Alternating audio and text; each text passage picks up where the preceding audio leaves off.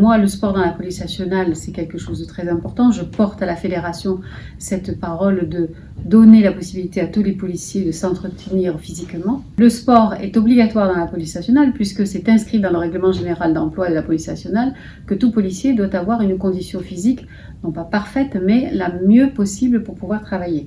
Donc, je permets, moi, en tant que fédération sportive de la police nationale, aux policiers de faire du sport à travers nos activités, mais aussi au travers de l'équipement des salles de sport et à travers l'équipement également que la société impériale nous a permis d'acquérir au travers du mécénat.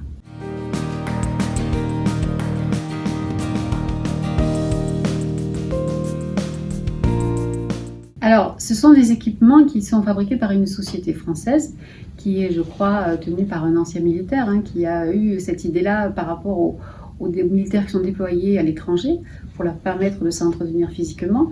Ce sont des outils qui sont en extérieur, qui permettent de faire des échauffements, des étirements, de la musculation. Je crois que ces produits sont en acier galvanisé, ils font 300 kg. Il y a 7 ou 8 activités sportives sur ces box. Ce sont des box PPO, préparation physique opérationnelle. Donc ça veut bien dire ce que ça veut dire. C'est extraordinaire parce que c'est mobile, ils peuvent l'installer à l'extérieur. Donc aujourd'hui, face à la pandémie, il n'y a aucune interdiction d'utiliser ces box PPO. Les CRS ont besoin, comme tous les autres policiers, de pouvoir, avec cet exutoire du sport, de faire cette activité, et cette activité extérieure leur est autorisée. En tout cas, c'est une grande avancée pour eux en cette période de pandémie de pouvoir utiliser ce matériel.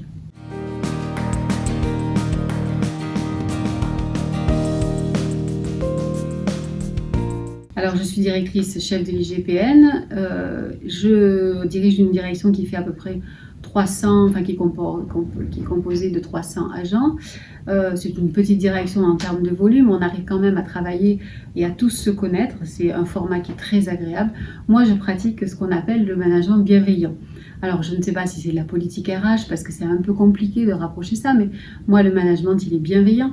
Je suis à l'écoute, j'essaye de donner le droit à l'erreur, j'essaye de m'occuper de leur situation professionnelle, particulière, privée, pour qu'on puisse avoir de la souplesse dans l'organisation du temps de travail. Je leur dis merci parce que c'est important. On peut les engueuler, mais aussi et surtout leur dire merci quand c'est bien, ou même simplement parce qu'ils ont fait une tâche. Et je crois que ça, c'est important. Voilà, moi, je suis un chef de service qui est, on va dire, pour certains disent que c'est un défaut, je suis gentille.